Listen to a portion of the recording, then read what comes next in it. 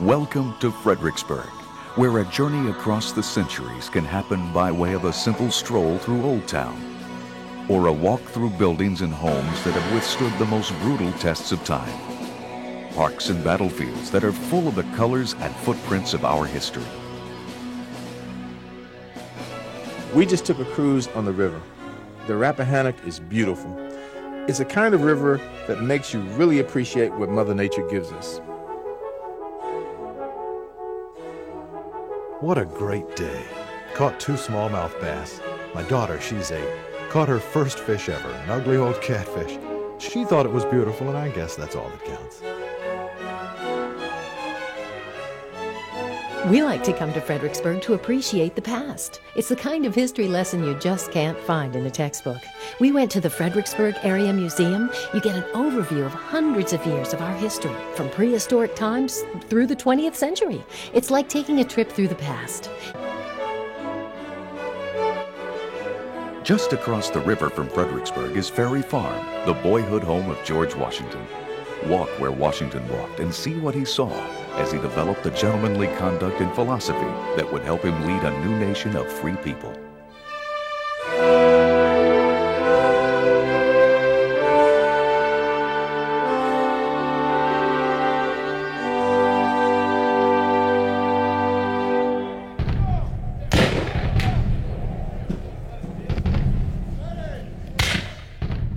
Right here in this town, cannons blasting, rifles crackling, the cries of anguish and pain, a real war going on.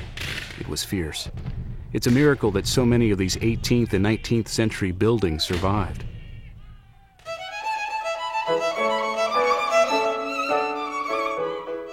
I just love the old buildings here. They show real craftsmanship, and it seems no matter where you go, each building is more quaint and interesting than the last.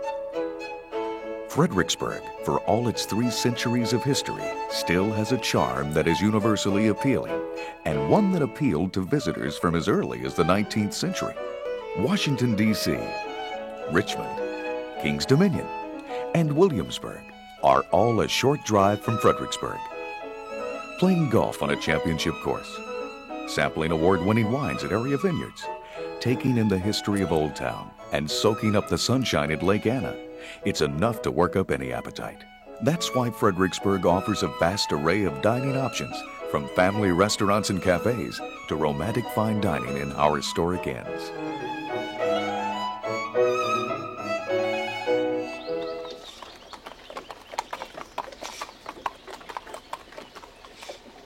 From its earliest days, Fredericksburg's placement at the falls of the Rappahannock River made the town a perfect location for regional and international trading. Tobacco was the bedrock of Virginia's economy. It was delivered and sold here, and was so important it was even used as currency.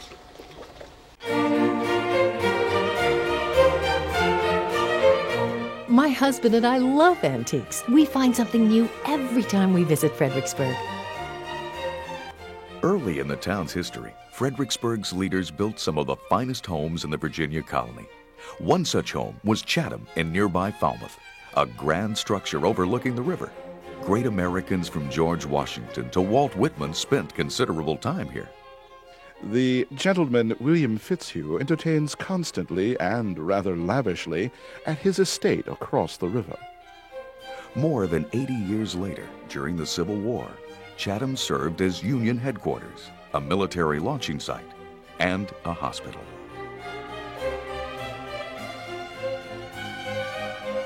Also situated across the river is a magnificent house called Belmont. Purchased by Impressionist artist Gary Melchers in 1916, Belmont is home to priceless antiques and paintings collected by Melchers and his wife Corinne. Works of many great artists adorn the house, while Melchers' own paintings can be viewed in his studio, all adding yet another important piece of American culture to the Fredericksburg experience.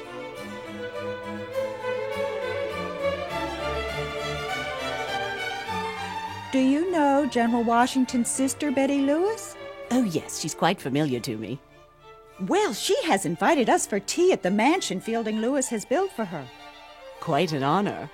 Indeed, I understand it is a grand home. And the ceilings in that house are quite beyond description. George Washington's sister Betty lived at what later came to be known as Kenmore, situated in the heart of Fredericksburg. And not far from Kenmore is the home our first president bought for his mother Mary, where she lived the last 17 years of her life. Before I left Virginia, to make her comfortable and free from care, I did, at her request, but at my own expense, purchase a commodious house, garden, and lot of her own choosing in Fredericksburg, that she might be near my sister Lois, her only daughter. Mary Washington, Betty Lewis, Elizabeth Monroe, Clara Barton. Many notable American women have enriched Fredericksburg's history. I'll tell you an interesting place we visited the other day, the apothecary shop of Hugh Mercer. He was a friend of George Washington, and from what I understand, a Revolutionary War hero in his own right. But what's amazing about this man is that the remedies he used back in the 18th century are still being used. In fact, even today they seem a bit modern. They've got real live leeches in there.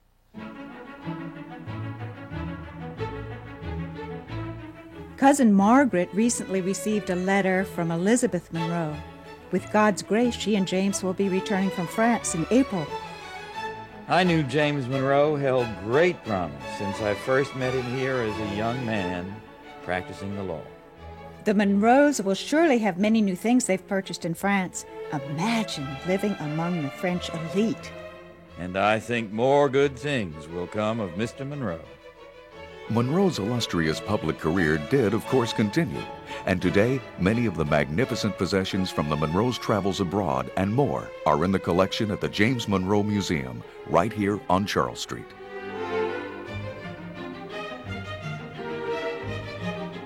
Here at the tavern, we have the best accommodations in town. Never more than 5 to a bed. Rhetoric at colonial taverns fueled the desires of colonists to resist English dominance. The Rising Sun Tavern was the social center of town, where leaders met often to play cards, drink, and converse. Fredericksburg today prides itself on the great quality and choice of lodgings and inns. These bed and breakfasts almost make you feel as if you're living in the past. Beautiful old houses with lovely decorations. It becomes a real vacation. Seems like you're as far away as you want to be.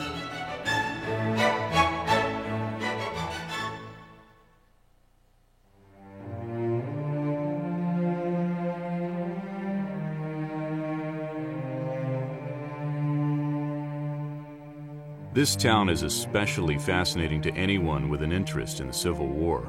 Fredericksburg was of great strategic importance. The town was small, but keep in mind that it sat right between the capitals of the North and the South. Control of Fredericksburg meant control of the road to the enemy capital. The battles here were mean and bloody, and their importance for both sides cannot be overestimated.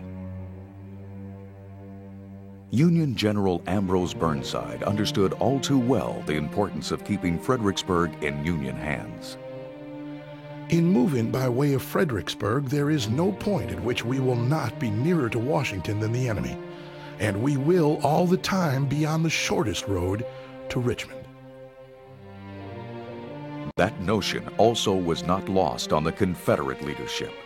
They decisively blocked the Union path to Richmond on Sunken Road at Marye's Heights, and did so with a fierceness that defined the Civil War. They reach a point within a stone's throw of the wall, that terrible stone wall. We try to go beyond, but are slaughtered. And the next brigade coming up would do its duty and melt, like snow coming down on warm ground. It is well that war is so terrible. We should grow too fond of it. By all accounts, the Battle of Fredericksburg was one of the most destructive of the Civil War. One of the reasons why we brought our kids here was so that we could help them get a different perspective on the Civil War. especially since they're learning about it in school. Did you know that even during the Civil War, there was a population of free blacks here who worked and owned businesses?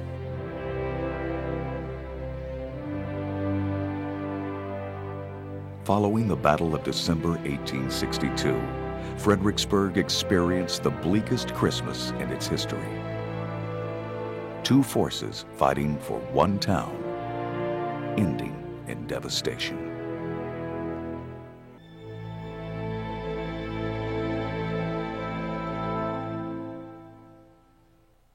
What impresses me so much about Fredericksburg is that no matter where you go, real people who played a crucial role in the history of our country were here, oftentimes standing on the very spot you are.